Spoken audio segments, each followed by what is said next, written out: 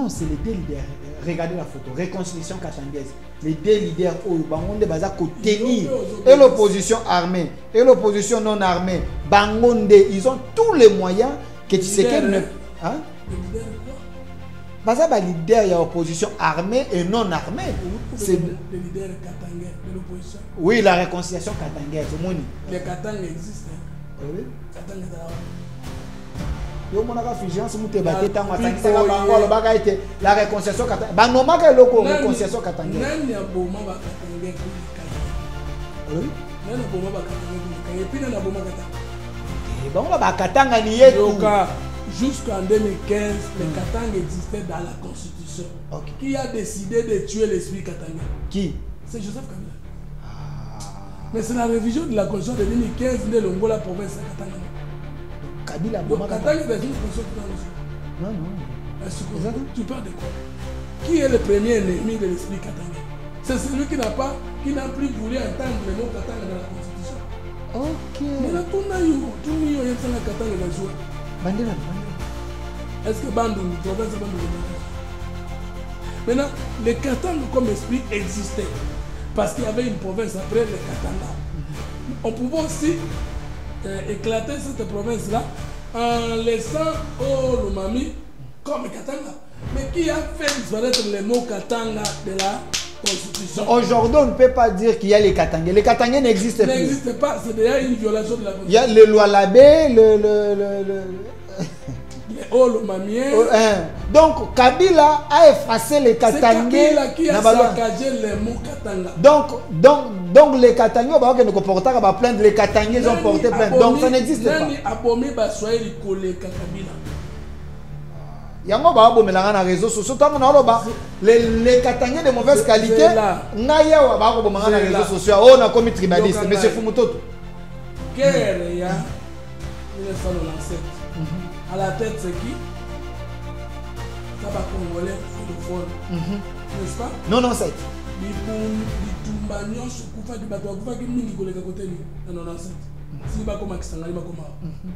Parce que côté l'espace soit oui, oui.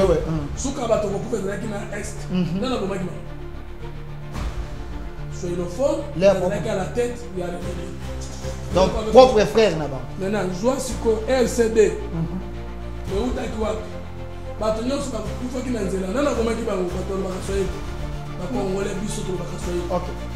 Olongo kuna ozui CNDP. Bato nyonso bayaki na nzela nana komaki bango bakufa ko lekana nana komaki bango bato bakasoye. Soko ozui M23 FC bato bakufi na Goma plus de 7000 personnes baloba mnokoni. Qui soit à la tête ya biloko wana. Comment vous connaissez que Katanga alingaka mboka alors que Katanga est abomi mo Katanga.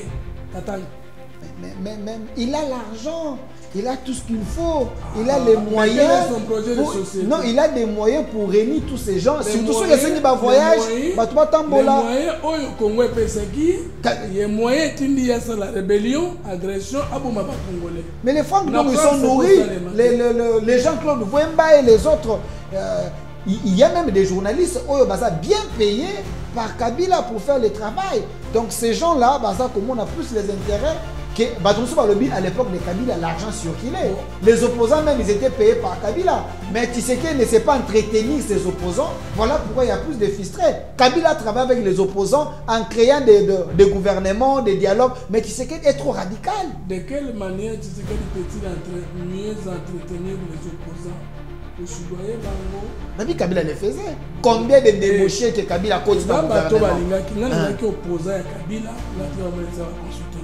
Non, les débauchés, oui, Kabila a travaillé là, Baboutiste, Bakemboïste, Batissekediste, Balumumbiste. Kabila travaille avec tout le monde. Tshisekedi a fait Mouamate. Il y a un monde qui il n'y a pas de débauchés politiques parce que les politiciens ne sont pas congolais à Bala.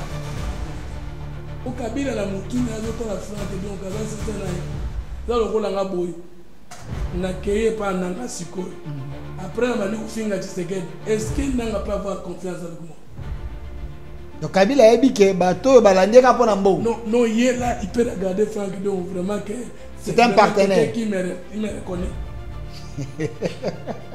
Dans la vie il faut chercher à être vrai avec soi-même.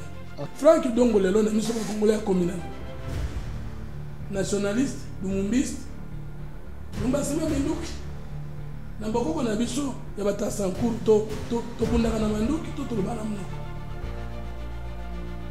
c'est ça le problème. Les Congolais que vous avez tués à Goma, à quoi vous pouvez trouver entre Kinshasa et donc l'RDC et l'RDC et le RC. AFC M23 ou Adoua.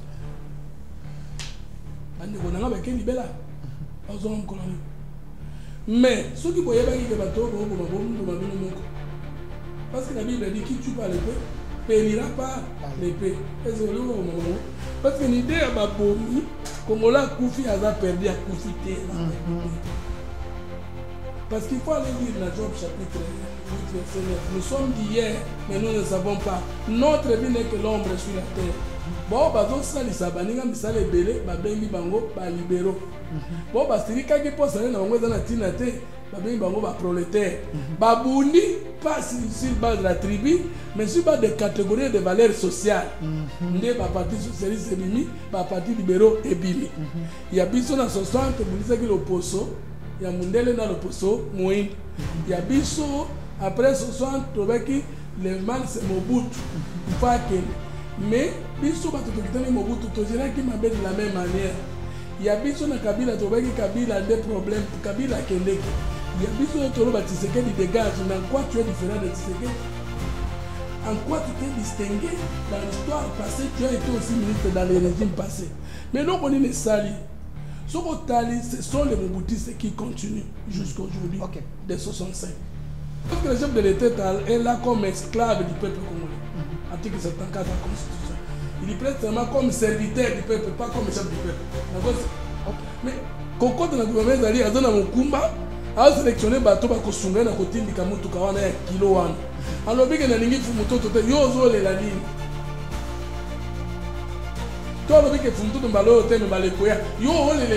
Quel était l'intérêt parmi les causes principales des constructions anarchiques?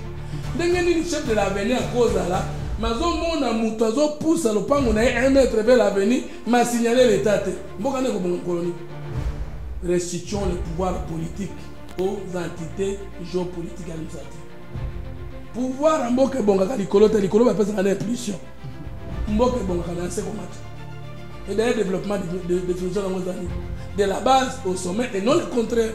Pourquoi les gens regrettent que la ministre était? Ce n'est pas parce que vous montez à Maël te poya bonga lokola baninga bonga.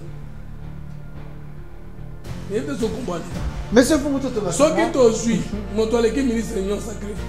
Donc il y a que ce résultat. Mais totalité, qui est-ce qu'il a sélectionné comme conseiller dans le cabinet? Dites-moi comment vous allez avoir un ministre fort s'il a des conseils de sa tribu, de sa famille, de sa belle famille, mais qui n'ont pas l'étoffe. C'est déjà un problème. Le ministre a une correspondance ou bien le ministre a guidé une vision, mais ce sont les cerveaux de tout ministre au monde qui sont bien, qui est noté dans le conseil costaud. Des gens de qualité. Qui est pas dans le cabinet, qui est casse.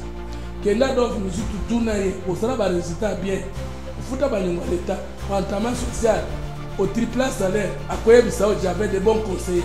Mais est-ce que Bichotan ou gouvernement Bimaka, tout se préoccupe quand on a le recrutement des grands conseillers, des grands cerveaux, d'abord pour étoffer le cabinet.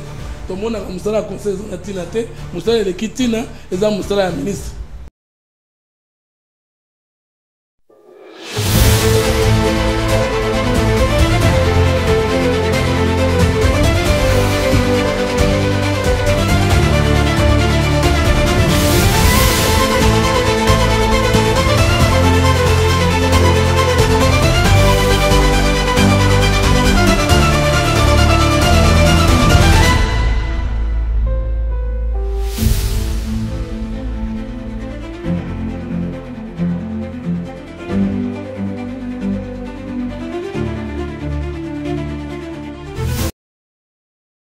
Bienvenue, fidèles téléspectateurs, chers Congolais. Vous êtes en train de nous suivre un peu partout dans le monde. Vous étiez très nombreux. Boyeb Singa Delphin, Lukela Bicho, M. Fumuto Toba Sanga, vous l'aimez beaucoup. Mais parmi bateaux babimi na gouvernement, les noms qui a circulé, les noms Oyo et Tamboli na toile, c'est M. Fumutoto. Je n'ai pas compris. Basé belé na union sako babimité. Mais pourquoi Fumutoto ba photo na et na ba miniature, les gens ba lobby ainsi de suite. Mais cette question est dérangeante qui vient. Voilà pourquoi nous avons voulu de le recevoir. Beaucoup Kanakoyo Kae. Il y a également les projets d'accord. Il y a Doha parce que la RDC et le Homme 23 sous la médiation des États-Unis et l'émir du Qatar, nous allons signer cet accord final pour qu'il y ait la paix à l'est de la République démocratique du Congo. M. Fumutoto est ici avec nous. Nous allons analyser sur ces gouvernements les profils il y a bateau va continuer au gouvernement ni il faut pas ça là va continuer na programme il y a Souminois. Est-ce que na Souminois 1 bah souka qui place ni netikali ba ko continuer face à toutes ces questions. L'organisation de l'opposition autour de Joseph Kabila Kabange, Katumbi a aussi organisé à Sala qui est congrès naé au mona qui a parti à Belgique. Tomoni madame Azali Kester, il y a parlement Ayamba Kindeko Franck Diongo qui est proche des rebelles et sur la toile bato lobelango momingi deko Fumutoto basanga mboti na yo bote neko Delphin votre pe na bande ko so kolanda biso na bosanité le boko likola motema bato balinganga ite. Monsieur Fumutoto bato balingaka ote mais za pe na ebele bato balingaka yo et ça la ki nini tant gouvernement ebimi mais kombo ezaki na bibebo ya ba congolais nyonso Fumutoto abimité omona kango mukumba omona kango responsabilité to omona kango loi humiliation par rapport à qui et à quoi. Depuis na bandi politique ba gouvernement o ebima e koko ma 20 te to 15 te to 10 te et salangani salanga logote comme peu mkono ma pe ministre pe salanga logote et au la kangai le seul être moi hier aujourd'hui et éternellement problème ezali kaka débat to mona makam ona ngana mona ki débat entre bato alingana ngai na bato alingana ngai te mais il fallait les laisser continuer o balingana ngai o bataraki na posa mona ngana gouvernement basali ba communiquer ba tweet ba ni ba musu ba consoler ngai ba ni o balingana ngai te ba yembi banzembo na bango ba che banzembo na bango sona ba miniature ba choche mboko na litama ya kala et loko ngai esalinga esengo kaka ils m'ont fait exister et loko esalinga esengo kaka je représente quelque chose et loko esalinga esengo kaka mutu moko ta niyaki te ke na bundelaka bokonzi amboko to na ngosikote et le bongo esalinga bien ezalika que na vie koyeba kozela eza mabete mabende kozonga maboko pamba olobi koyeba kozela ezali mabete mabende kozonga maboko pamba kasi match komi na suka te botika kana 5 minutes komi na suka botika na 5 minutes il faut pas ko tu ato chata mongete ya suka mais soki match esili okokota su wapi Florent Ibenge abana ko faire gagner la RDC na dernière minute te oyebi na match ya Burkina Faso parce que la logique n'a pas match comme na suka pour on éviter match ngoni ne comme na suka mais na répondre comme si ce que tu dis est bongo ou kanisa kama Malaysia mkule les autres à Burkina Faso Orlando Kasongo et les autres tozongi sababi combien na 3 minutes ce n'est pas l'avant-dernière minute ou les avant-dernières minutes qui clôturent les matchs. Match ici, la rata va siffler. Mais ce qui match ici, est-ce que l'équipe est Koufi? Championnat Moroté, Ligue Moroté et Bomak équipe. Politicien Koufaraté. Ce n'est pas la sortie d'un gouvernement sans être nommé qui tue la carrière politique d'un homme politique. Tu sais que du père a beau un président de la République et déjà nassé à ma belle.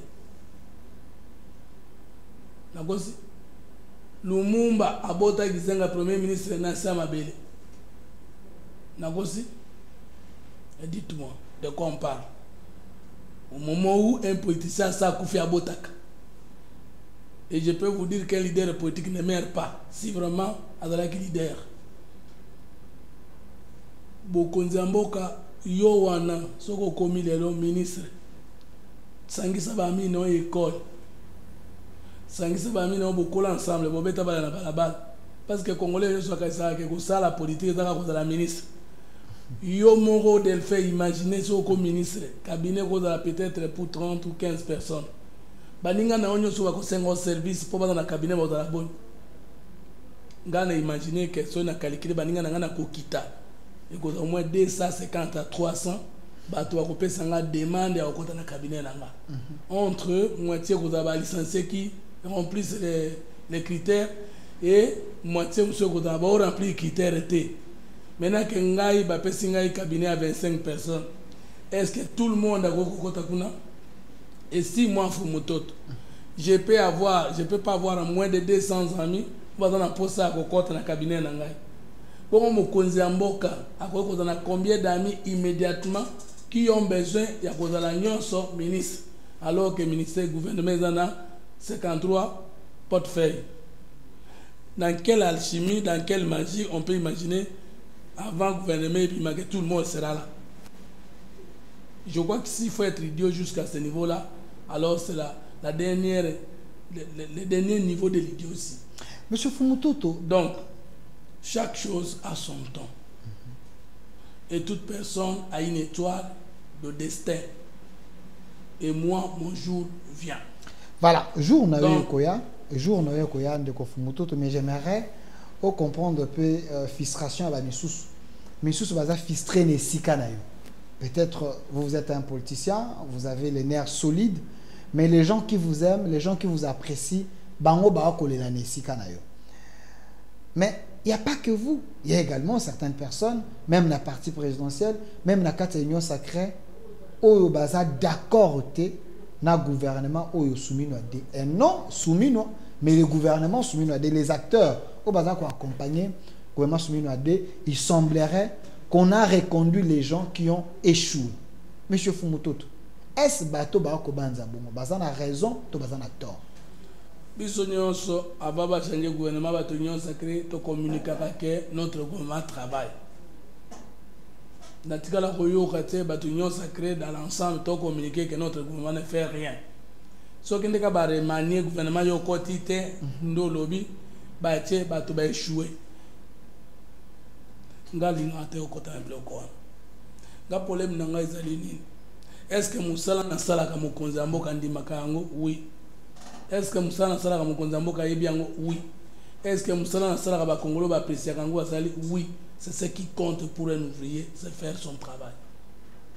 Salaire ya ouvrier e koya na ngunga. Et est-ce que salaire yango ya ko sala to ko défendre mokonzi mboka ka ko la ministre? Monsieur Fumutoto, j'aimerais être direct avec vous. Qu'on se sentir en logo la question d'humiliation mais na kozwa mituna ya ba Congolo ba belé ba tuna ki mituna wana. Vous venez de dire que oza kosala musala na yo. Mais pour les autres par rapport il y a poids na yo.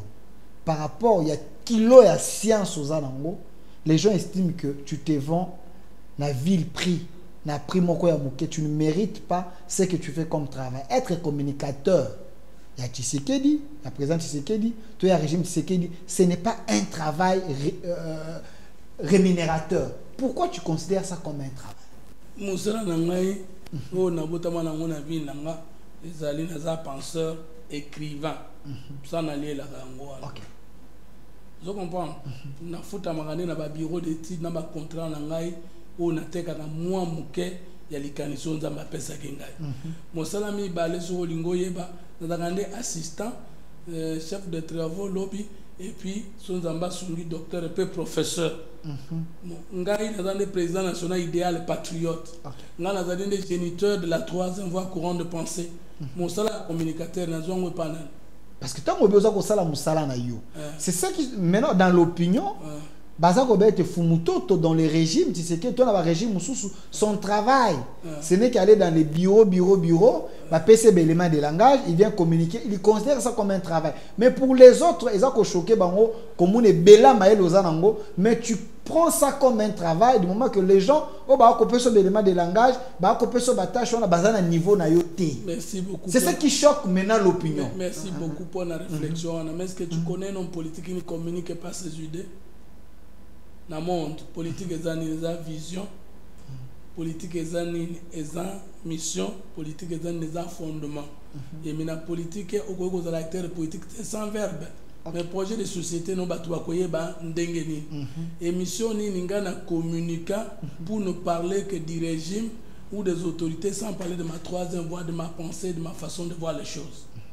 Et puis le reste des temps, batons mon la télévision, tenazani na lali pongi. Maintenant, communiquer pour pas pesangai mbongo na luba de musala même ceux qui yango il y a pas de son métier. Mais les journalistes vivent de quoi? C'est ça. Et les porte-parole du gouvernement, il est payé pourquoi? Ceux qui sont qui yango de musala pesangai l'union sacrée na komo nango mabete. De deux, est-ce que l'union sacrée tant qu'on t'écoute dans la réunion on appelle ça la expertise dans la tête? Conseil c'est ça. Est-ce que tant on a communiqué dans le plateau de télévision net yayoboy tant on a expliqué d'abord parce que le remaniement gouvernement ce qui peut être maintenu, qui ne peut pas être maintenu, ou bien tant on a expliqué la différence entre le ministère et le budget, le ministère et l'économie, le ministère et la finance. Pour que total la session budgétaire et Zandengeni. Je communique pour le régime. Donc quand je parle, c'est pour faire prévaloir ma conviction politique nangai, ma pensée politique nangai. Et parce que je suis du pouvoir, je soutiens le projet de société du pouvoir. Donc ce n'est pas aberrant, ce n'est pas péjoratif quand les gens pensent que n'importe quel ministre peut utiliser Fumutoto au besoin de communiquer pour existence à régime. C'est aberrant pour vous? Non, il n'y a pas de contradiction entre défendre un régime et défendre les acquis d'un ministère ou d'une autorité membre du régime. Contradiction exacte. Tout le monde de l'Union sacrée a pour mission de communiquer les réalisations du pouvoir, de les défendre et d'expliquer là où ça peut marcher, les points se situent à quel niveau. Mais seulement tout acteur politique ne sait pas communiquer. Tout acteur politique n'est pas communicateur politique. Mais tout acteur politique est par définition communicateur politique. Donc c'est ça le problème. Maintenant, par rapport à Batobache, dans le gouvernement, on a reconduit ceux qui ont échoué. Est-ce que le professeur Mukoko Samba a échoué dans la stabilisation du cadre macroéconomique? Ndenge a comme FPM et économie après victoire électorale dans la deuxième tour d'élection, pardon, dans le deuxième mandat, il y a Mkonzamboka. Depuis que élection, tito ou élection, tito zalelo. Dollar, ton est triplé, et doublé, et mati, pourcentage nil.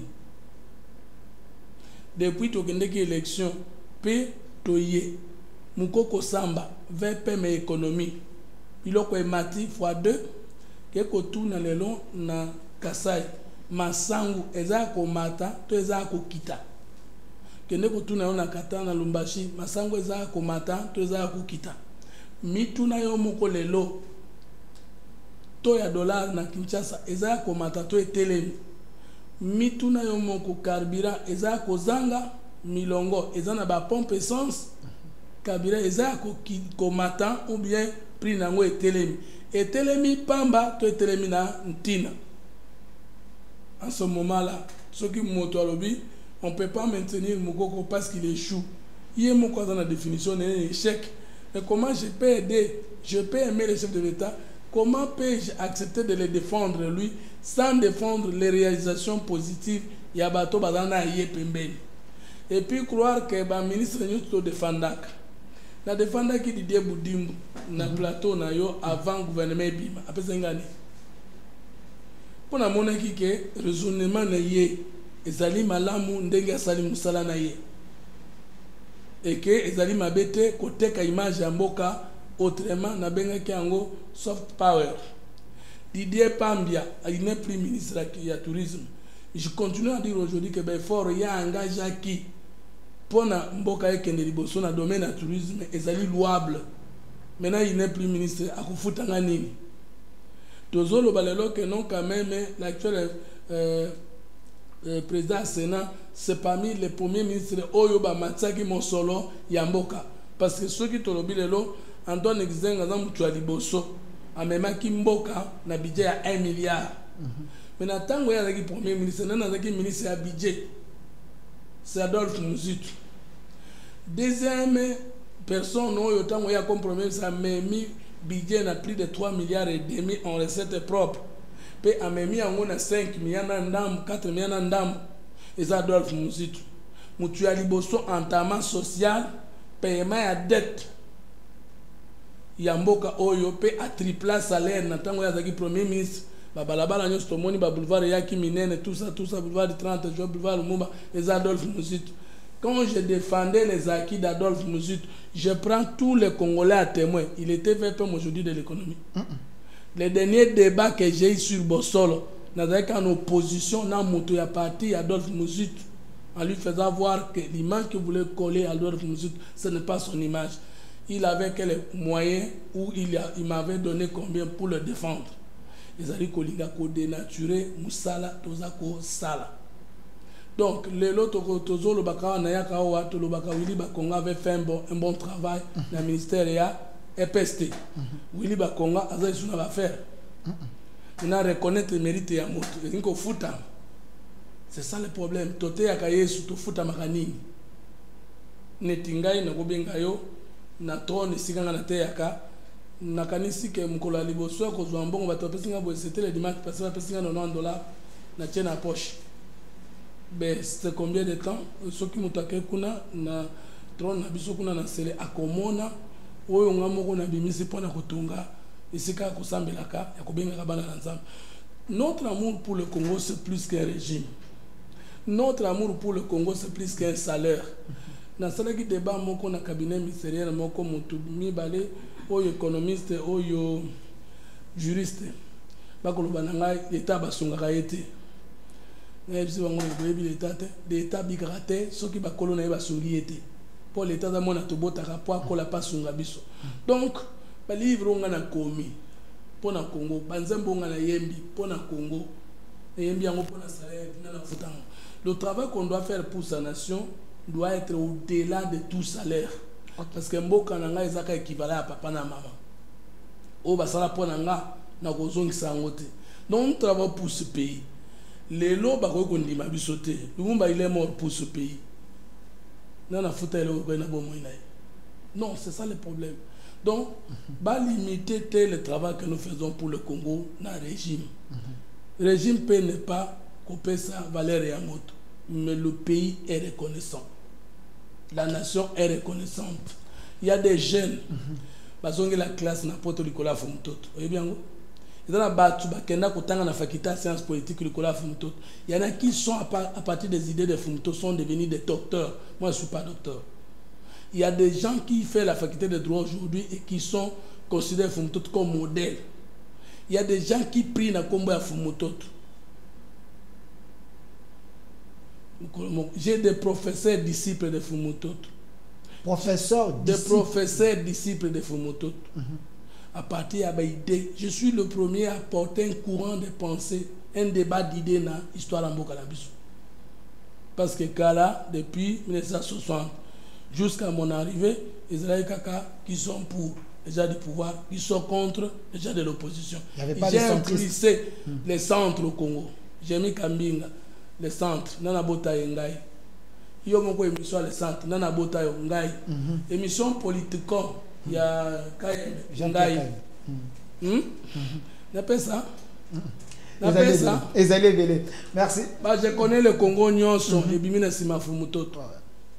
L'émission au centre concerne Fumutoto. Donc Fumutoto toligate diaspora Congo yebi, Kinshasa yebi, province a inspiré quelque chose. Le poste politique, oui, mais Moto Asala socialisme n'a pas été président. la République, notre libéralisme, le président de la République était poste politique, on a un traitement, il y a une union sacrée dans la et oui, merci, merci, M. Fumututu Basanga. Je confirme que je me suis inspiré dans le centre sur base de l'idée de M. Fumututu. Mais au foot, on a combien? Basanga, toi, tu es mon vieux. Alors, mais tu sais ma joie, ma joie, na joie kayo à temps et à contre-temps quand j'ai besoin de communiquer pour foutre ça et le côté. Merci. Est-ce que c'est pas quelque chose? Merci, M. Fumututu Basanga. J'aimerais que Bato Bakolanda Biso comprendre les pourquoi. Je vous ai laissé vraiment le temps pour expliquer pourquoi Bato Bele Baza blessé. Ngai jo gouvernement bimi Bato ba benyinga bito lalite mité mezoki. Bato ba continue de langa ba extraire ba émission na yo. Bon, le pays paye mieux que les individus. Donc aux anan pouvoir faciliter mboka ezali. Le panier c'est qu'il encore. Monsieur Fumututu Basanga, parce que vous avez dit vous. Et le coup salanga joyeux bacha des photos nanga mibale. Photo ya passe vrai ou faux. Ndenge bangwa salaki ou fausse. Na photo ya sengo. Na menanaki en direct na plateau à Bossolo. Et c'est un avant d'acquigner, nazo landa co-débatteur pour voir que quand je suis en débat, na dérange qu'un co-débatteur. Na kufaka loko la nyora ton koi, pour na yoka bien pour na bétail. Na quand on a vendu la guine de Gouana, ils 3 mois ou 2 mois avant la sortie du gouvernement. Ok. Parce que image Gouana balakisi que les images nazo les landing na bibina gouvernement na yembi na nzembo comme on a ngai na yo quitté. Nazo zona bonzabe ba cha mona ordonnance chef de l'État alors que chef de l'État est moka banga nzambe banga ka Yesu. Maintenant il ko mi balé ba zui sikoyo photo wana ba kezo photo moko ya moto pasi abetela ba tiango mi balé ba sa miniature alors tiko écoute la photo na vrai je suis sûr que draki tant on a assistant parlementaire en 2007 j'ai assisté le docteur Mukako na parlement effectivement il doit être ngai parce que so la que ces photo na ya mabe tant on a étudiant na photo na kitoko ngana olinga photo wapi pour na Fumututu na ko adorer photo na ngai ya pasi wana ya ngonde la kisike na za mobile na ndenge image na ngai changer. Donc chacun de nous doit adorer son histoire du passé. Alors monsieur Fumututu, c'était un peu nostalgique pour être d'abord quand on comprend avant ton quota parce qu'on a annoncé que Tokolobela Lisolo et accord final il y a Doha Batebele ba cause lango mais aussi ça non parti il y a un gouvernement soumis à 2. Monsieur Fumututu Sungana ba Congolais. Tomoni makambo etamboli awa que na gouvernement soumis à 2 on nomme toujours les gens au bazana ba diplôme té au ba source na bango côté ba sisa ba classe ça koyeba na té ainsi de suite. Est-ce que pour réussir dans un gouvernement pour payer sa résultat pour répondre à tant d'opinions, est-ce que c'est le diplôme qui compte, l'expertise ou l'amour du pays au service de la nation? Les deux. Tokolo battre que diplôme dans la tinate d'autant plus que tout le monde a boy kotani sabana naï. OK. Tokolo battre que diplôme dans la tinate d'autant plus que tout dans le ministère au état de recherche scientifique dans le gouvernement, ministère au état enseignement primaire et secondaire, tout dans le ministère de l'État enseignement supérieur et universitaire. Dès que la conscience, celle suffit et les diplômes ne sont pas nécessaires. Mais tant qu'on va y avoir une université, pour mon cas, c'est l'université de Kinshasa. Nous avons bien colline inspirée. Nous avons liboso batera solo komoko. Kumuskire, c'est la conscience. Mais ce qu'on a dans 4 étudiants, bakomaranine. Science sans conscience, c'est quoi? C'est la ruine de l'âme. Est-ce que l'une est importante sans l'autre? Non. Il faut qu'on y ait, mais il faut qu'on ait ce qui a fait défaut, moi je ne connais pas un seul ministre du gouvernement qui n'a pas étudié. Je mets quiconque à défi. Vous n'allez pas me dire que l'actuel ministre de la Justice a tanguité. Alors, dans une expertise à ma casse dans le droit, puis dans la négociation. Ce n'est pas pour rien que nous avons sur lui. Vous n'allez pas me dire que la première ministre elle-même n'a pas étudié. Vous n'allez pas me dire que Adolphe Moussoutou n'a pas étudié. Vous n'allez pas me dire que Moukoko Samba n'a pas étudié. Vous n'allez pas me dire que Didier Boudimbo n'a pas étudié. Vous n'allez pas me dire que Mme Akazia n'a pas étudié, l'actuel ministre des Hydrocarbures. Vous n'allez pas me dire ça. Le problème, c'est que Motomoko Katina Bango, Nde Alobaki qui attend qui classe place Songolo Pakal. Et que Batunso qui n'a pas ça qu'on vérifier, Bakuti to Bakuti te Katangela Kikuna. C'est que ce qui a posé problème, ce n'est pas le problème de diplôme ou non. C'est le fait que Moutoumoko Alobaki Sika Tangaki et que Batoako vérifier peut-être les abongotés. Est-ce que ce n'est pas. Mais est-ce que Moutouyango, ce qui va découvrir, Bakanisi Katangaki Kunate, Matangaki. Au moins, mais si va découvrir Katangaki Kunate, est-ce que Nicolas Katanga Kaerte? Je ne connais pas un seul ministre du bon gouvernement qui est il. Moi, j'ai vu la confirmation, il y a primature, et par rapport, il y a non, Balobaki, la primature a confirmé que Atanga Kono. Mais moi, ma question est de savoir. Moi, ma question est de savoir. Non, c'est pour l'opinion. Moi, ma question est de savoir.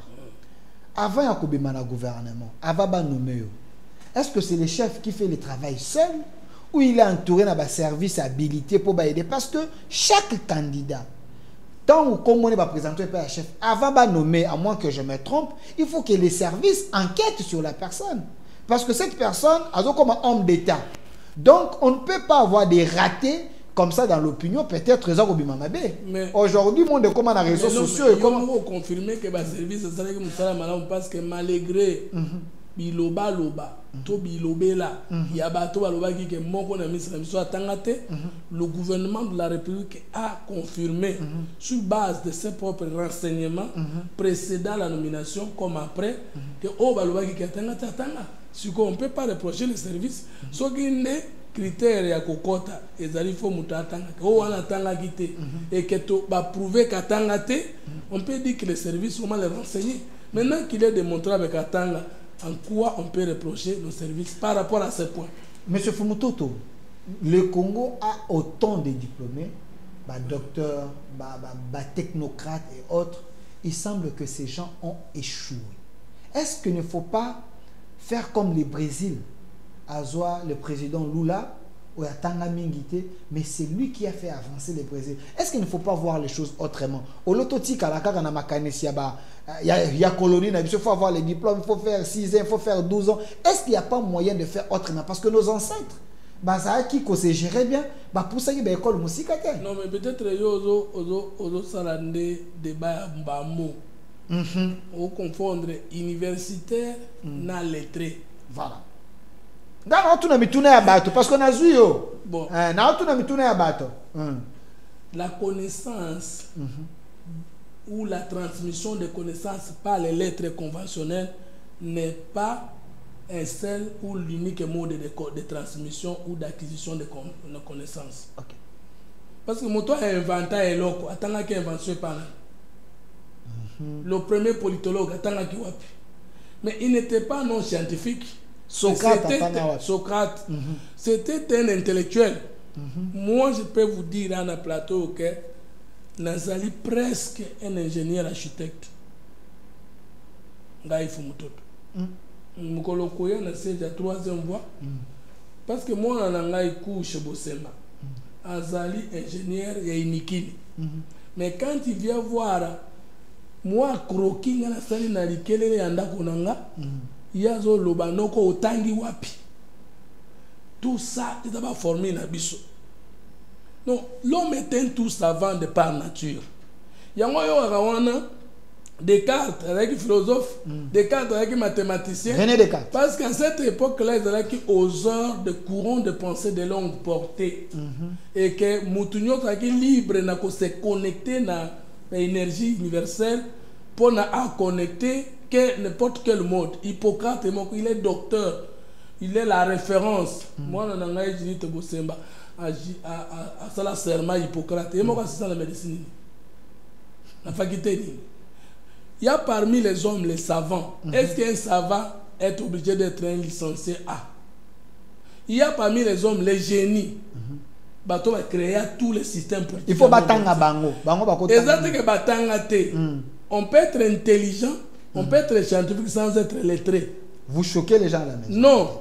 koko na yo asala lokombe tam tam asala tambourin asala filet mais yebi kokomate n'est-il pas scientifique? Oui. Est-il lettré? Non. Tukangami nde wana. Ok. Tukangami nde na problème ya communiquer par les lettres alphabétiques et non. Un illettré n'est pas forcément un non intelligent. On peut être illettré non intelligent. Mais intelligent. L'illettrisme, c'est le fait qu'on ne sait pas lire et communiquer les savoirs dans un schéma. Ok. Mais les connaissances peuvent être acquises dans et en dehors des universités. Ok. Le problème c'est que ça la différence entre les diplômés et les intellectuels. On peut être diplômé non intellectuel, mais on peut être illettré mais savant. Oui. Engagez le débat. Dans les réseaux sociaux.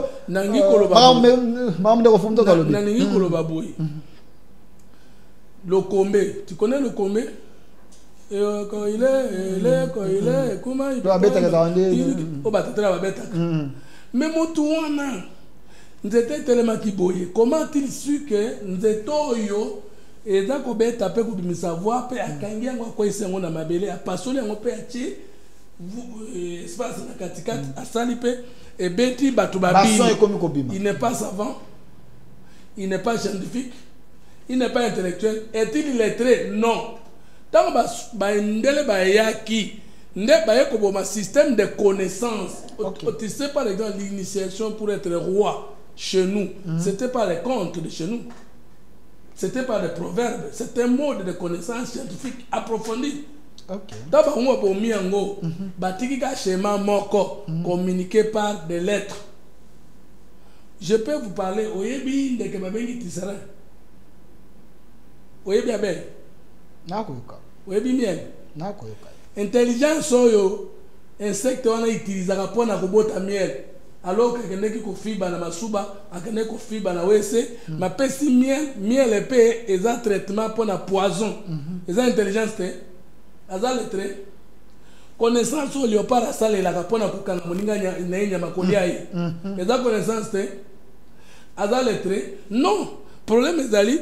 L'université congolaise, pour les gens pauvres, parce qu'elle n'est pas bien née. Nous avons trois types de savoirs. Les savoirs innés, les savoirs académiques et les savoirs technologiques. Okay. Les savoirs innés, c'est un savoir naturel. Oyo, savoir social, acquis par l'initiation. On démontre quand nous avons un talent. Un talent, on a un salé la yango. Zoa Fali, Aza, Assisa Naina. Assistant Naina? Où est la zone assistant Naina? Ferré, assistant Naina? Non, héritier. Benga va licencier Naina, Tchaï devra faire. Tchaï devra faire. Qui va battre l'autre? Ok. Vous avez compris que l'autre est musicien universel ou universitaire musicien et l'un est chercheur de ce que les autres ont dit. Donc, Fali pour pas docteur en musique. Mais je peux faire mes recherches et présenter ma thèse sur la musique de Fali. Ok. Alors maintenant, quand vous êtes en face d'un doctrinaire et que vous lui présentez un licencié que vous êtes en l'utilité, je vais vous donner, il y a une théologie protestante, il y a une théologie kimbangiste ici, il y a une théologie musulmane. Docteur en théologie kimbangiste, na kimbangu, na kimae. Kimbangu n'est même pas des 6. Mais pour ça, la théologie, il y a quoi expliquer bateau, révélation, on a ma coutana qui n'est pas exposé à quelqu'un moki. Il y a chercheur en Kimbangu, théologien, un grand scientifique, na Kimbangu qui est doctrinaire, c'est Kimbangu. Celui qui écrit sur Lumumba est Lumumba qui est plus savant. Mohamed, attends, mais bien au sali, les sunnites et les chiites, c'est-à-dire des écoles, grandes écoles de théologie musulmane. Bino nae, na théologie na naleki. Jésus, il y a combien d'écoles théologiques chrétiennes? Bino nae, bino ba docteur en théologie na Jésus, na bonzambe na naleki. Problème est dans le niveau 1. Bisous que tu échoué, côté intellectuel tu échoué, côté diplômé tu échoué. Pourquoi? Parce qu'il faut qu'il y ait d'abord le savoir social qui affronte le savoir académique, et c'est le savoir académique qui affronte le savoir technique. Autrement dit, les connaissances naturelles, les connaissances sociales et les connaissances scientifiques. Alors, M. Fumutoto Basanga, ce débat-là, ce côté en gros, aussi ça les lots, mais c'est important. Non, non, c'est important. Maintenant, pour ça, on a toutes nos questions. Il y a sous qu'avant, il y a accord final, il y a Doha. Donc, le régime Tshisekedi est face à un problème. Quel est le vrai problème à régime Tshisekedi? Le problème des intellectuels ou le problème de gens qui ne savent pas adapter le problème il y a Congo selon le mode qu'on choisit pour être ça va solution. Selon la troisième voie, le Congo a un problème d'homme, de culture et d'organisation. Mot, il y a une politique au Salani, boule non consomme banda. Dans le monde, il y a l'État, boule communiste. Koi nana lekina valeur koi ata posanini akola tate na mutuna ye ali ya mwana na ye to mwasi na ye rêve na ya kolia na kikarivo na ye eza kolia banyama mosusu mais yo congolais politique rêve na ko soba ndako na États-Unis ko somba na France ko somba na Belgique ozana ndako na Gombe ozana ndako na Limete na Bwende ozali bomate. Tu es malade. Vous dites? Tu es malade. Comment tu peux faire la politique pour t'enrichir? Donc, la position, bon, ce sont des malades. Mais ce sont des détraqués mentaux. Mais parce qu'on ne fait pas la politique pour s'enrichir. Non, mais je te dis ceci, écoutez-moi. Les politiciens qui font la politique pour acheter des maisons s'enrichir, ce sont des malades. Au détriment de leur population. Okay. Ça ne se fait pas. La politique est sacrée en ceci que on peut détourner adversaire politique, on peut détourner ennemi politique, mais la politique peut pour détourner la population. Je ne sais pas si vous avez compris. Et puis, mon union sur la politique, mais à détourner le peuple à Soukamabe. Je ne sais pas si vous avez compris. Vraiment, na comme ministre, salaire n'a pas bata sur 15 000 $. Nous sommes sous unité. Nous sommes sous mutukate. Nous sommes sous nambongo nangaité. Papa, privilège de fonction, nous sommes en tiki en occupé nambongo va fonctionner au lieu. Moi, je pense que celui qui échoue avec la fonction de l'État, c'est un idiot. Vous dites? Moto échoué dans la fonction de l'État à Zoba. Parce que dans la fonction de l'État, quand tu es ministre, tous les agents, tous les mandataires, tous les collaborateurs dans le bureau, ils ont été créés. Baga de quoi ils sont battus là, ils ont été créés. Ba papier nous sont comme là, il y a yoté. Ba bique nous sont salés là, il y a yoté. Bureau nous sont vendus automate. Mais moi j'ai réussi sans moyen la gestion de ma famille. Comment je peux ignorer et choisir avec la gestion de l'État? Où tu trouves tout fait par l'État et ça yo orienté kaka. Mais malgré ça, aussi ce que géré ministre, Namboko yo botamaki. Biso Namboka na biso na 3 rapports. Mabele na biso na mama na biso. Nzambele tata na biso. Mabele na biso za capitaine na biso. Mabele na biso za toko kundama na mabele. Tala, ole ki sabatre na yo mabela komemela yo. Ole ki sa mituka no mabela komemela. Otongba meuble avait niveau mabela lembaka yote. Mais bon sani que yonde za na so tu as une chose. Tant que dans la bonne moison, il y a ta fourmi non. Mais tant que confine na olia yo. C'est ça, comment un homme normal peut être ministre de son pays et prisonnier de même pays pour avoir volé l'argent de ses frères. Monsieur Fumutoto, et là on est à diplôme temo personne mutema. Par rapport au communal mutembe bi centimètres à la place wana te moso ko yebisa que moi j'ai choisi en état ministre parce que ba projet nyonso na daya ko kenango ministre de finance za obimisa mbongo te donc idée na ngai tikala ya kana bureau na ngai mbongo za obimata te ba blocage ngai mutu moko te asala ka lobby oyo akana gite c'est ko za mutu te nga vana bala j'étais un faiseur de leçons na ba marié ya mboka na ngai. Grand frère n'a bien raison, en ol banangai, tika la théorie, par la tomo la différence. Mukolo na balaka, famille na manga et baka kolia sani moko na mboka na zela ni bala na ngai. J'ai pris les 32 ans de mariage. Ngai na bobo ina ngai na nyoso na osale zao na kanaki. Ngai fu mutoto. Na kokoma ka bourgmestre. parce que bino botala ya kosalela mboka kaka kokoma ministre te olula ngo mingi olula akozala bourgmestre mingi parce que bourgmestre na taille na babe kozala bourgmestre te bourgmestre ya Kimbaseke yo olula kozala ka bourgmestre ya Kimbaseke koza mboka komisanga ta bourgmestre ya Kimbaseke omona makambo na yo bourgmestre ya terre jaune ya nini ya Sele mais il est presque un président de la République. Donc yo zo senga mokonza mboka komisa bourgmestre ya Nsele mukolo tokozwa bato batanga science politique ya malamu droit ya malamu économie ya malamu baza motema malamu totie bango na administration ya balabala c'est-à-dire chef d'avenue bango chef du quartier bango administrateur du territoire bango bourgmestre ya commune bango même si le gouverneur de la ville de Kinshasa sera le plus faible que le monde a connu bokebo. Parce que la politique, on est dans le pouvoir sur la politique. Il y a le chef de l'État, ministre de l'Intérieur, gouverneur, administrateur du territoire, bourgmestre, chef du quartier, chef de l'avenue. Mais comment vous voulez développer une ville comme la ville de Kinshasa, où le chef de l'avenue, il est très politique. Il est très politique. Okay. Il est très spirituel. Il est très spirituel, c'est-à-dire moto ebi bonzambe na yete, bon moto yanzambe te, pe bombo kana yete. Quelqu'un qui vit au Congo, mais qui pense que le Congo est dans la tinate, il faut que la France qu'on vive. Quelqu'un qui vit dans un pays étranger, mais qui ne vole pas le génie de ce pays en faveur de son pays.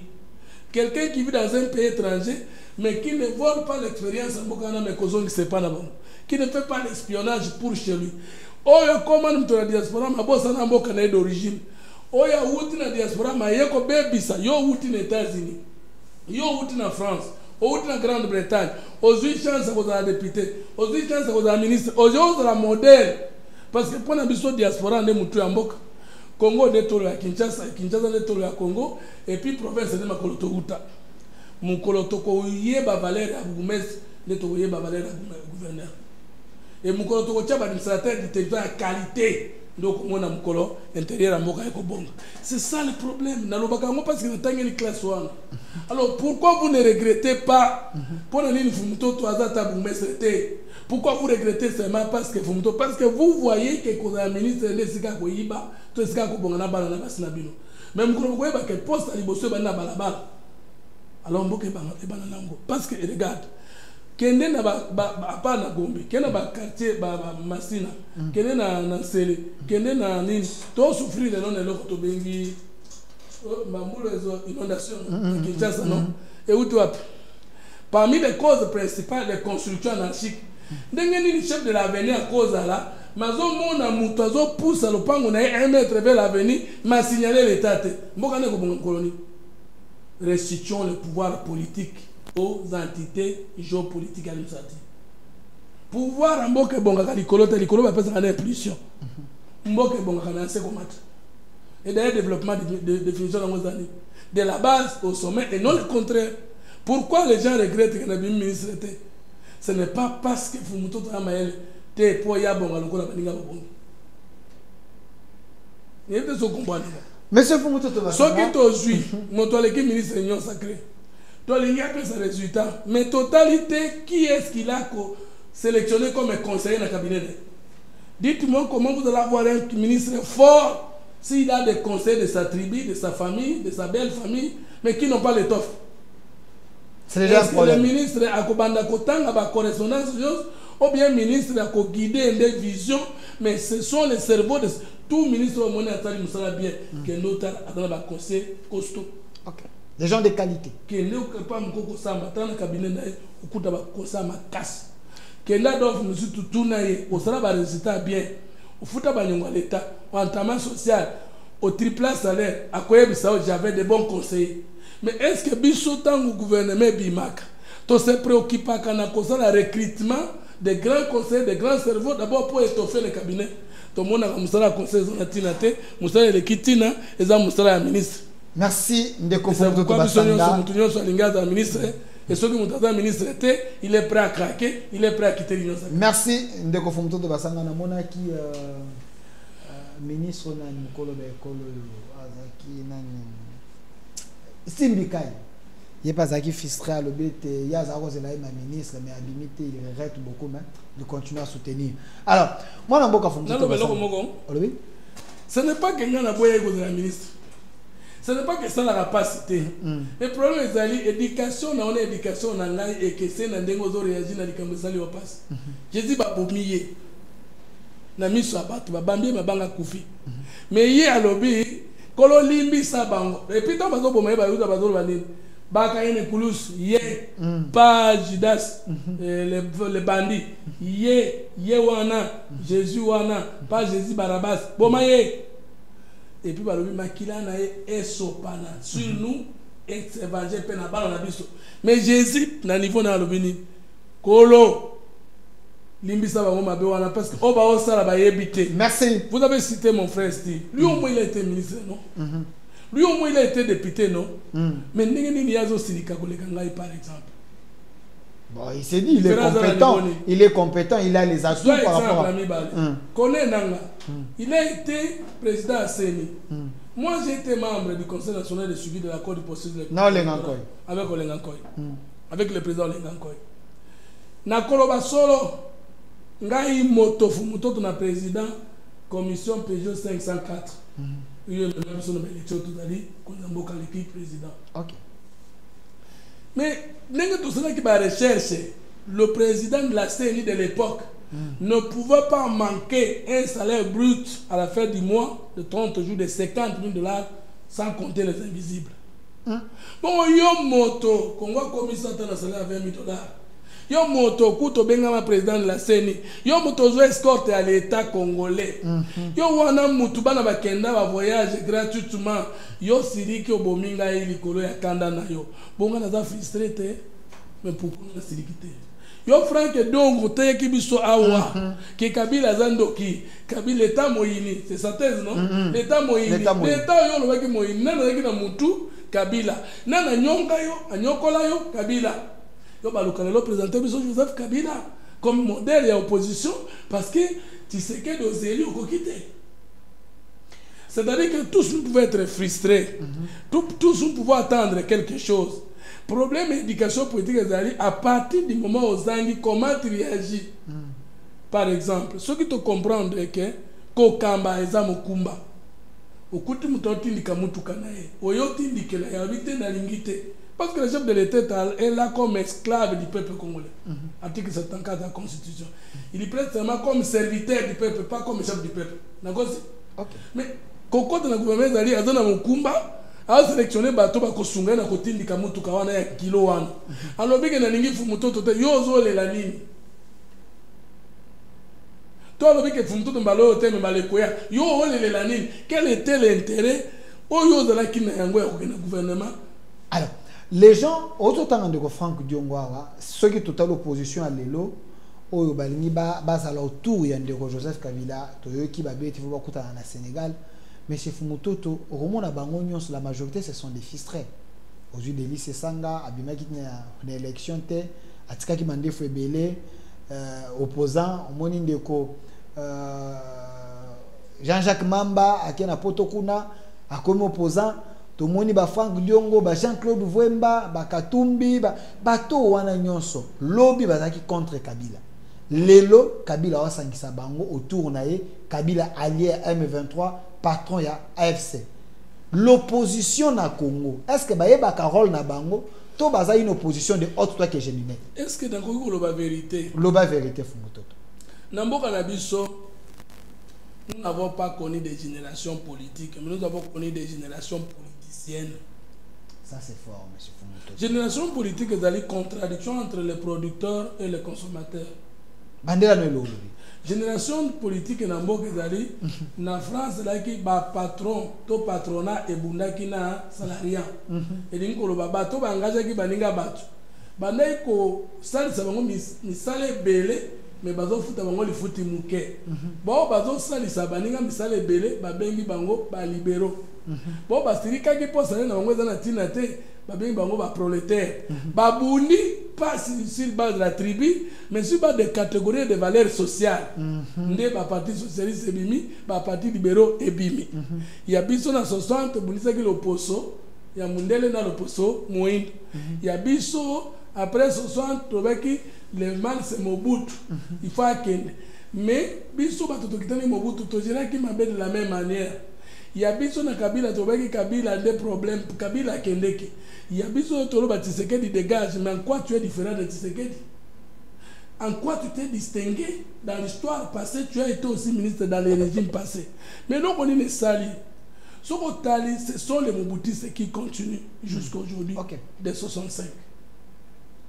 Où est-ce que les Mobutistes ont été formés pour bien gérer le pays? Ancienneté na bango, Yamabe.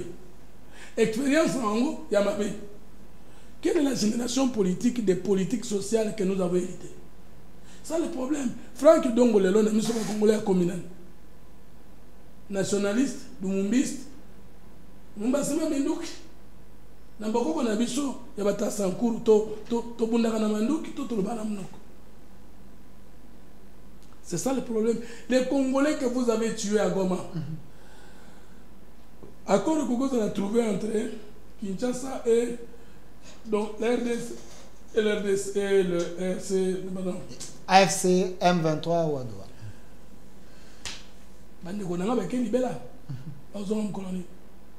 Mais ce qui peut y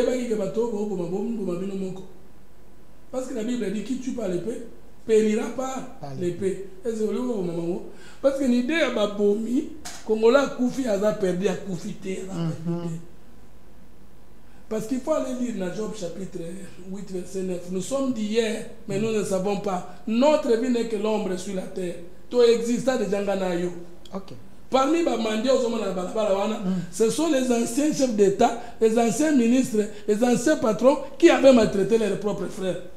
Oui, parce que l'homme est riche à Koufaki, pauvre Lazare à Koufaki. Quelques minutes après, le pauvre je pense que Nakolobani, j'ai horreur. Il y a comment on Kabila Koluka comme leader de l'opposition. Horreur. Somme. Mais il a l'argent, il a tout ce qu'il faut, il a les moyens. Son projet de société. Non, il a des moyens pour réunir tous ces gens. Surtout ceux qui ont voyage. Les moyens, au Congo et Pesaki, il y a moyen de la rébellion, agression, à Boumaba Congolais. Mais les femmes, ils sont nourris.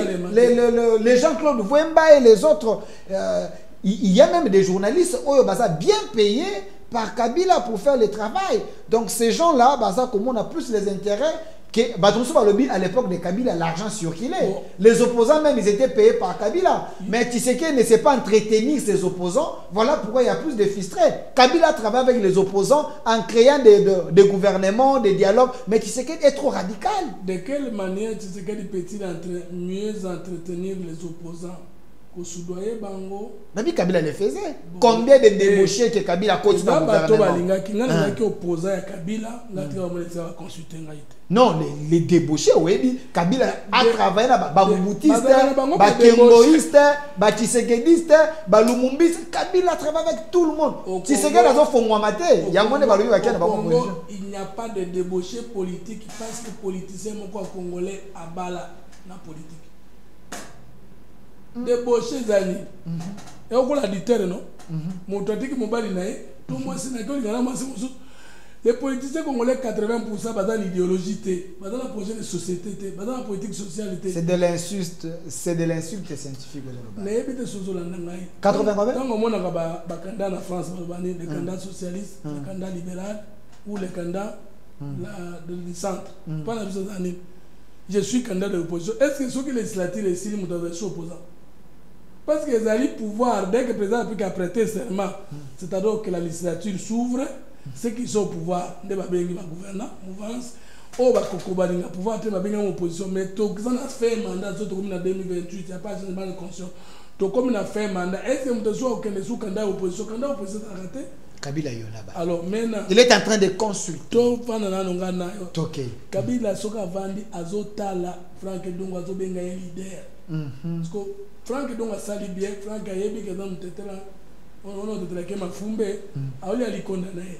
Ko Kabila la mutune Azotala Franck Dongo Kaza c'est naï. Dans le rôle en boy, na keye pa nanga sikoyo. Après, on va nous finir est-ce qu'il n'a pas avoir confiance avec moi? Donc Kabila a dit que bateau balandé ka pona mbo. Non, non, il est là, il peut regarder Franck donc vraiment que c'est un partenaire qui me reconnaît. Dans la vie, il faut chercher à être vrai avec soi-même. OK. Si vous n'êtes pas vrai avec vous-même, une frustration peut révéler votre réelle nature. OK. Donc Kabila se moque d'eux. Hein? Mais Kabila est un pouvoir en Obenga Bissonani, pas congolais. Et lui, oui, à Obenga Bissonani, pas congolais. Mais lui-même, en nous appelant, nous les Congolais, il s'est positionné comment? Soit idéologiquement, il disait que Bissonani est au Kessine, soit qu'il savait autre chose sur son identité. OK. Maintenant, Franck, donc on a là, derrière Joseph Kabila, pour être derrière lui, parce que Joseph Kabila Moutabeng ici, c'est celui qui invite, qui est le leader, non? Maintenant, Franck, donc on croit quoi autour de Kabila? Projet de société, on va la haine de Tshisekedi. Obi projet de société, bon projet zani. Franck, donc on soka landi Joseph Kabila. Projet de société, on va landi. Car haine avec Tshisekedi. Mais si ce n'est pas comploté pour le départ de Tshisekedi, si ce n'est pas haïr Tshisekedi, si ce n'est pas comploté pour diviser le Congo, et l'on connaît qu'on s'en ensemble. Non, il y a des gens qui ont Chilombo. Bon. Abenga est Chilombo. Abenga est Tshisekedi. Wana yé muto benga yé. Mais c'est lui le président de la République et chef de l'État. Parce que bango tout de Kabila, il y a un projet de société d'ensemble. Il y a un conclave à Moïse Katumbi. Oui, oui. On va aider na mwana yaka ndeko kamita ndaza otanga na ndenge bayina ndenge sino yata Katumbi. Alors si on est autour de Katumbi, on sait que on a besoin de l'argent, mais on n'a pas besoin d'un débat politique. Non, c'est les deux leaders. Regardez la photo, réconciliation katangaise. Les deux leaders au Bangonde baza ko tenir et l'opposition armée et l'opposition non armée. Bangonde, ils ont tous les moyens que tu sais qu'elle ne hein? Les leaders quoi? Baza ba leader ya opposition armée et non armée. C'est les leaders katangais de l'opposition. Oui, la réconciliation katangaise au moni. Les Katanga existent. Oui. Katanga da yo monaka vigilance muté baté tango atangisa bango lo baka été la réconciliation katanga banomaka loko réconciliation katanga nani aboma ba katanga ko le kaye olobi nani aboma ba katanga ko le kaye puis nani aboma katanga te bango ba katanga ni yetu yoka jusqu'en 2015 les Katanga existaient dans la constitution. Qui a décidé de tuer l'esprit katanga? Qui? C'est Joseph Kabila. Mais c'est la révision de la constitution de 2015 de l'Angola province à Katanga non. Donc Kabila Katanga est dans la constitution tout dans le Non, non. Tu parles de quoi? Qui est le premier ennemi de l'esprit katangais? C'est celui qui n'a plus voulu entendre le mot Katanga dans la constitution. OK. Mais là tout n'y a pas Katanga dans le soir. Bandela. Est-ce que Bandundu province Bandundu n'a pas ressources? Est-ce que province Équateur dans son ensemble n'a pas ressources? Est-ce que province à Kassai oriental incluant les Sankourou des ressources? Non, la commission Sankourou province. Vous avez vu là, non? Et tant que la commission Sankourou province, Kouilo province, qu'est-ce que les Katanga étaient devenus? Non, mais la décentralisation et pour nous rapprocher l'administration et les administrés. Mais à l'époque, je me rappelle, l'homme intelligent, Zarias Sourbéo, était le ministre éternel. Il y a décentralisation. Ils ont pensé un Congo rapproché. Toute entité étatique a trois parties. Son esprit, c'est la loi et l'esprit de la loi, qui sont fondés sur le pourquoi, l'objet, les objectifs et le but poursuivi, la création dans la toute entité, que ce soit l'État, il y a d'abord l'esprit de l'État, il y a l'esprit de la loi, il y a l'anthropologie, il y a la sociologie qui crée un État. Tu es d'accord avec moi? Mais que ce soit la province, il y a d'abord l'esprit de la province, il y a les corps de la province, c'est-à-dire les ressortissants de cette province, il y a l'entité, la terre, ou la géographie de cette province. Maintenant, les Katanga comme esprit existaient. Parce qu'il y avait une province après les Katanga. On pouvait aussi éclater cette province-là en laissant Lomami comme Katanga. Mais qui a fait disparaître les mots Katanga de la Constitution? Aujourd'hui, on ne peut pas dire qu'il y a les Katanga. Les Katanga n'existent plus. N'existent pas, c'est déjà une violation de la Constitution. Il y a les lois Labé, les holo mamien. Donc Kabila a effacé les Katangais. C'est Kabila qui a saccagé les mots Katanga. Donc les Katangais, ne comportent pas plainte, les Katangais ont porté plainte. Donc ça n'existe pas. Nani abomi ba Swahili koleka Kabila. Yango ba bo melanga na réseaux sociaux tant na loba les Katangais de mauvaise qualité na yawa ba ko bomanga na réseaux sociaux on a commis tribaliste monsieur Fumutoto. Guerre ya 1997. À la tête c'est qui? Ça va congolais swahiliphone. N'est-ce pas? 97. Bitumba nyonso kufa ki bato kufa ki mingi koleka côté ni na 97.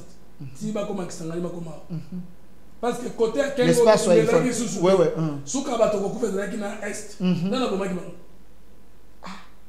swahiliphone là à la tête il y a rébellion donc propre frère na ba maintenant joie siko LCD et utaki wapi bato nyonso ba kufa ki na nzela na boma ki ba bato ba Swahili ba congolais biso to ba Swahili. OK. Olongo kuna ozui CNDP bato nyonso ba yaki na nzela na boma ki bango bakufa kolekana est nana bomaki bango bato ba Swahili soko zui M23 FC bato bakufi na Goma plus de 7000 personnes baloba mnoko nini qui soit à la tête ya biloko wana comment ko yebisa ngai ke Katanga alingaka mboka alors que Katanga nde abomi mo Katanga mais il n'y a pas que les Katangais, que non Jean-Pierre Bemba pense à la Guinée. Mais en termes, il y a ébélé, en termes, il y a majorité. Est-ce que la conscience katangaise existe? Mais si la conscience katangaise existe, quand nous sommes morts, qui était dans la ceinture naïe? Ok. Et dit qu'après, nana boaka qui innocemment na boloko 21 ans. Qui détient encore des vérités aujourd'hui. Pour nani, dites-moi. Quand on va gérer le Katanga, l'Ouala balele commis presque paradis et dans le cas des gens, Lumbashi, tout le bakoulé et Koleka Lumbashi, il n'y a pas de débat. Soyez les alaki wana. Oh ya dans les lois, azan soyez fort parce que c'est quelque pas azan soyez fort parce que soyez ni et dans langue nationale. Langue nationale. Ce sont nos frères. Ngai pe azan soyez fort. Yo pe azan ba fort. Ngai pe azan ba fort. Yo de congophone, ngai de congophone. L'unité wana nyonso za biso sikoyo Tshisekedi muswahili ya lelo na Kabila muswahili ya lobi na Katu muswahili ya lobi banani bayinaki Katanga koleka nani alingi Katanga koleka muswahili ya lelo Tshisekedi aleki bangona est-ce que Tshisekedi akoloba Katanga ni yetu yepa michelo kwa Katanga ni yetu Katanga ya ye ya yope ya ngai ngapende na komaki na loba bamene na lobaki na bango awe za mabele na ngai na lobaki na bango conscience katangaise les chimériques ça n'existe pas. Ça maintenant, ils vont vous traiter d'un tribaliste. Tribaliste. Tribalisme, est-ce que soyez les tribus? Tribalisme, est-ce qu'il y a une tribu Ok. Tribu, soyez les Zambie, na Congo zati. Ok. Ils ont raté. Ils sont là. Soit à Swahili Bora, mais soit à Swahili. Ils ont le rôle auquel Équateur, ils sont là, que nous avons dans la tribu, ils ont combattu les Lingala, ils ont raté. Monsieur Fumutoto, s'il vous plaît. S'il vous plaît. Dans un tribaliste, par rapport à quoi? Sunga Bisso, monsieur Fumutoto, je veux savoir, nos frères Swahili, je vous aime parce que vous êtes des Congolais comme moi. Je vous aime beaucoup. J'ai pas nos frères congolais qui parlent Swahili. Voilà, nos frères congolais qui parlent Swahili. Nos frères Swahili, ils ont le rôle à battre contre Nabiso. Non, oui, c'est nos frères. Mendeko Fumutoto, yo le kinga na maele, le kinga na boye. Non, non, c'est important, c'est important. La question, nous avons 26 provinces, l'autre, 6, 11, 26. Mais la question depuis l'histoire de 1960, est-ce que le peuple congolais a frustré, le peuple zaïrois a frustré? Et ça, quand un bateau dans un espace swahiliphone, tout le peuple moussous. Parce que, au même côté de cette histoire, c'est eux qui prennent toujours les armes pour tuer leurs propres frères, nos frères congolais et zaïrois. Pourquoi? Congo. Nyonso depuis mokili tribu moko eza minoritaire ko le tribu a Fumutoto zate pour biso tous a moins de 50 000 personnes. OK. Biso le Bakela Bisankuru Alomera ozolanda ngai totika koza na ministre te oui totika koza na ministre te pour moko na biso akomaka ministre je crois à énergie à mine ye moko ami komisaka mutu Équateur. Il fait pas manger. paix à son âme. Encore ministre nous comme ça Équateur. Mais dans lobby na zaki na kota Équateur. Biso bakela ya lomela na Sankuru. Ti bo mona ba gouvernement le kaka. Biso to bimaka ministre te. Biso bakela to za général mo côté. Biso to bakela to na lieutenant mo côté. Biso bakela to na DG mo côté. Biso bakela to na je peux dire même administrateur depuis mon konzambo ka côté na pouvoir ti siko biso zo ata ordonnance mo côté. Joseph Kabila est dans le pouvoir, il y a l'équipe de mon côté. Yebisanga ituti, yebisanga muyaka, yebisanga muluba nani, atika ko la frustré ko le kabiso. Mais aussi, je ne connais pas dans notre histoire qui est allé s'enrôler dans la guerre de ce canaliste biso zate. École na zate. École na zate. Nga wana bocholinga na émission nyonso ko finginga iti bozuba komba nzai bochena kengane na yembeli tsekedi mingi na ngai 4 ans que je soutiens le chef de l'État naza nommé wapi naza frustré te na IDPS baza frustré bazate na église catholique baza frustré bazate et la frustration nde kotinda yo ozwa congolais mso boma ye na frustration na yo. Mais biso to qui frustré dans le régime ya Kabila. Les 13 parlementaires de PES qui est frustré 32 ans dans le régime à Mobutu. Tu crois que Tshisekedi père n'avait pas le moyen de faire la guerre? Tout ce qu'il faut la guerre aujourd'hui, il y a un choix à sale. Il y a ce qu'on dit en politique. Quand tu es dessus, il ne faut pas décevoir. Quand tu es dessus, il ne faut pas décevoir. Il y a la noblesse oblige. 2. Avoir raison, ne pas avoir le droit de tout dire et tout faire. Monsieur Fumtutu, s'il vous plaît. Et disent, selon le forum Nazali, non. Et le Swahili, et les Katangais, les gens de cet espace-là, c'est à eux de diriger toujours le Congo. Pourquoi? Parce que le Congo dépend d'eux. Et ils sont dans un Congo riche, un Congo utile. Vous de Sankourou, nous les autres, nous sommes dans un Congo inutile. C'est eux qui contribuent à budget na biso. Sur ce, ils doivent se retrouver parce que le Congo ils dépend de Nabango. Voilà pourquoi si eux ne se retrouvent pas, ils sont obligés de prendre les armes parce que le Congo vit grâce à minéraux Nabango, grâce à nos stratégies. Est-ce que bah on a raison de la frustration? Nous sommes à la troisième voie, nous sommes dans l'unité de message. Nous sommes dans l'esprit, nous sommes dans le corps, nous sommes dans la mabélé. Quand on a matin, on a bembe lali, bembe za insulté. Mais nous avons besoin de bembe, le corps ou les morts en français propre, et puis tous les esprit en souffle de vie. Peu ma belle yon à biso. Tout n'a pas biso na babel ça va coloniser biso. Biso na bango na kitana na lekaki. Na kitana na belle na lekaki. Mais na maele na lekaki. Richesse c'est un mot que ça intelligence na conscience. OK. Richesse en boka et un potentiel productivité. Et puis, tu vas le français, ma belle. Est-ce que Katanga est riche? Non, Katanga c'est une province pauvre. Lualaba c'est une province pauvre. Le Congo lui-même c'est un pays très pauvre. Parce qu'il ne faut pas confondre la richesse aux alliés. Puis l'oko maël a moto transformé pour résoudre le problème n'a potentiel productif au babé richesse naturelle. OK. Compter la richesse, parce que quand on a compté en dak, on a transformé en côté, on a mais monde des autres dépend de monde mis sur monde mon besoin à est dans la grande katana parce que sous sol na bango za riche. On est biso to comprendre tende na Congo yango. OK. Entre ministère de la culture, ministère de la recherche scientifique, na ministère de la mine, ministère de l'équivalent. Entre le ministère de la communication, na ministère de la finance, ou avec l'équivalent. Mbongo, na lo que sala mbongo, na na richesse dani.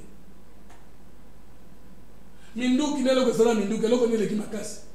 C'est ça le problème.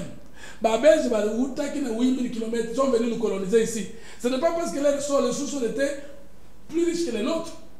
Même Katanga wana. Mais avant maman Fifi azala wana. Moi c'est que tout me zala wana. Azala ki na laba. Supermarché zala kimoko. Bureau de chaise zala kimoko. Balabala sauté zala kité. Aujourd'hui combien de supermarchés? Non. Aéroport ni na malamu zala ki. Koloba bongo te Katumbi asala biloko isam. Nos frères nous suivent bakoko. Voilà ba ezala ki grenier Moïse Katumbi Azo qui dans l'hélicoptère n'a timolé à côté Kalibanda. Lualaba n'a jamais été construit sous Moïse, sous Katumbi, même pas un cas, même pas moitié un cas comme actuellement avec Maman Fifi. Et Maman Fifi impulsion, il y a fait ce qu'elle. Je la salue. Moussouaïl, il y a. La baisse des valeurs. Moussouaïl, il y a Kassai. C'est ce qu'elle dit. Moussouaïl, il y a Kassai. Ngaï, Moussouaïl, il y a.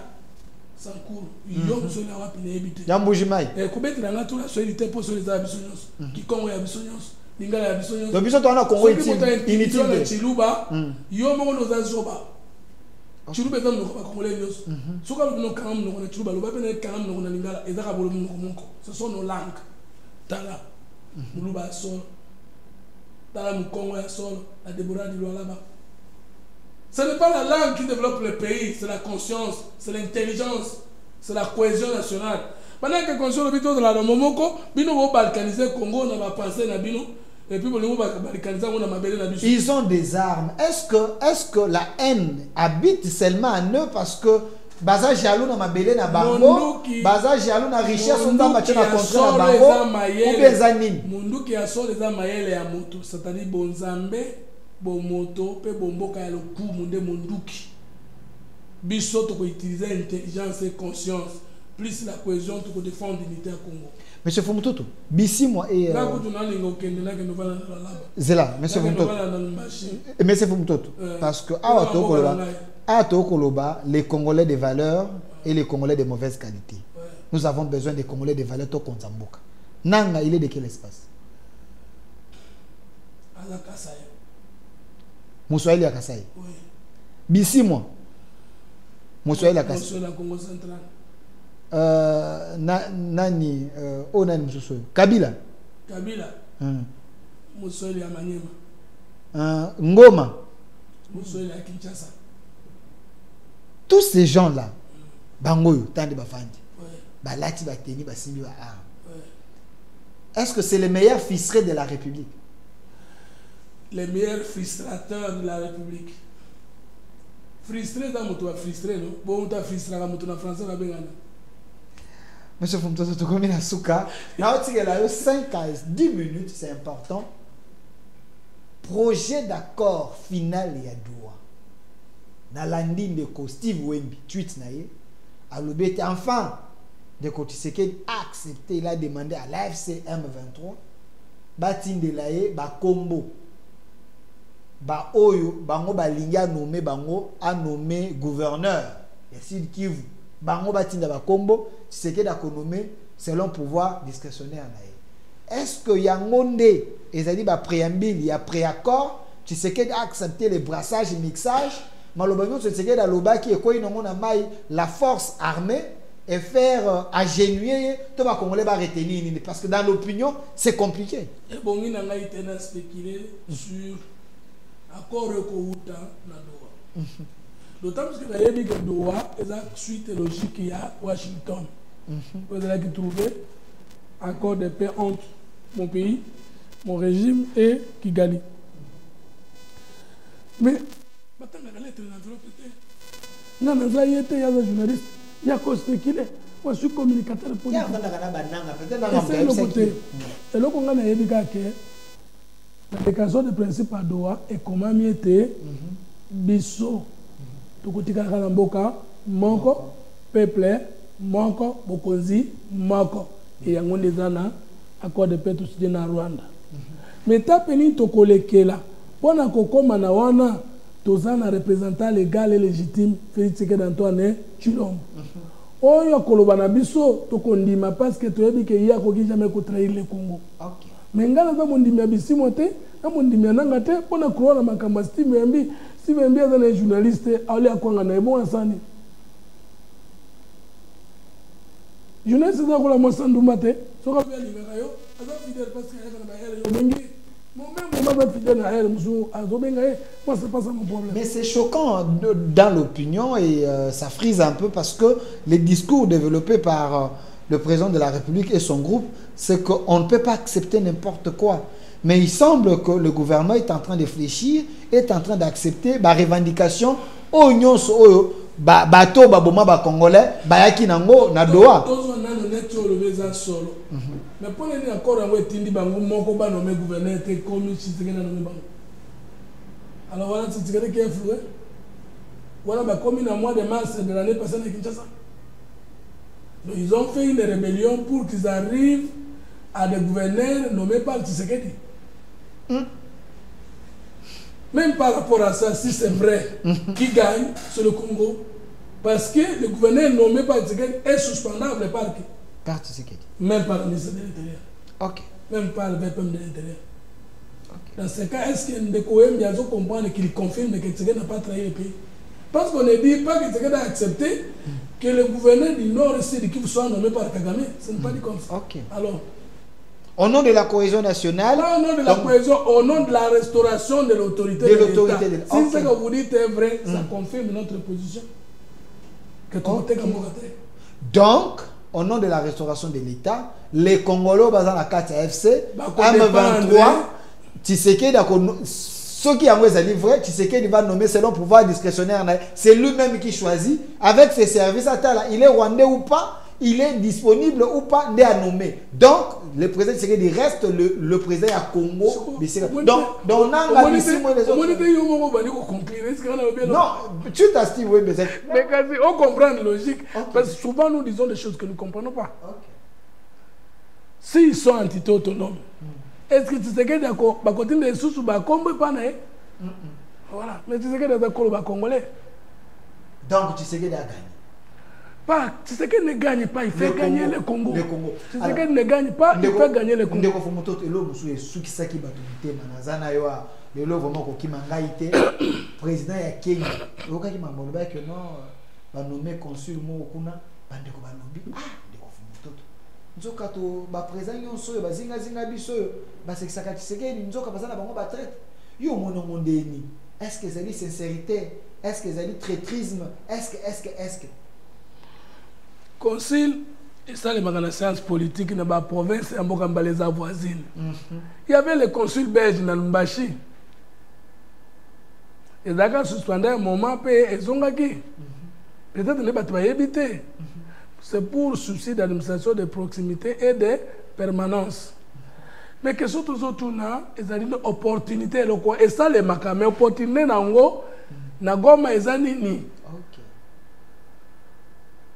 C'est ça la question. Mais que ça, les macanango. Mais question est les relations na biso na Kenya zanini. Et opportunité na ngo zanini alors que biso dans accord les opesa biso schéma.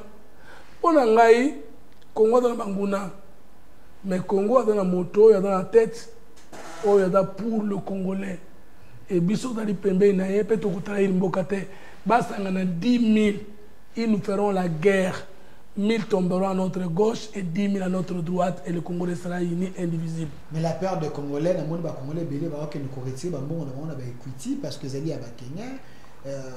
Est-ce que sur le plan économique, est-ce que ça parce qu'avant de faire face à PE, nous devons se rassurer qu'on peut voyager nous-mêmes, on peut avoir nos banques à nous sur le plan économique tout rose à la naba. Mais les caméras tu lia na cuisine baninga to bomba kambongo na libenga baninga to communiquer na ba société ya communication baninga bango pe ba infiltrer mais na biso police to vivaka na nzambe mais to komayel kwajik amboshila et koka plus jamais la domination du Congo par les voisins du Congo. Merci. Merci Ndeko Fumutoto Basanga. On avait vraiment pris le temps pour expliquer aux Congolais. Merci de la disponibilité. Le Congo a besoin de vous. Comprendre. Ouais. Vous l'avez fait pour le Congo. Merci. Vous m'avez payé combien? La patrie va vous payer. Merci Monsieur Fumutoto Basanga. L'émission continue sur notre chaîne YouTube au Centre TV, Delcast Télévision, TikTok au Centre, Facebook au Centre. Vous continuez vos petits commentaires, Nabino, Oyabino Fumutoto Talobi et notre RDC possible. Nous aimons les Congolais sur 26 provinces. Mais Tobo Inde. Et ça va tout le monde groupe de gens des fistrés. Bakane c'était Congo ils ont appartenu kakana. Le Congo c'est pour les Bangala, c'est pour les Congo, c'est pour les Mongo, c'est pour tout le monde, c'est pour les Swahili, c'est pour les Lualabé, c'est pour tout le monde. Et ça a un peuple monko, un peuple dominant, c'est ce que nous refusons. Nous voulons l'unité à Congo, nous voulons travailler ensemble, mais peuple c'est ce qui n'est pas bon. Hein? Vraiment, solidifions notre pays. Une autre RDC est possible. Au revoir.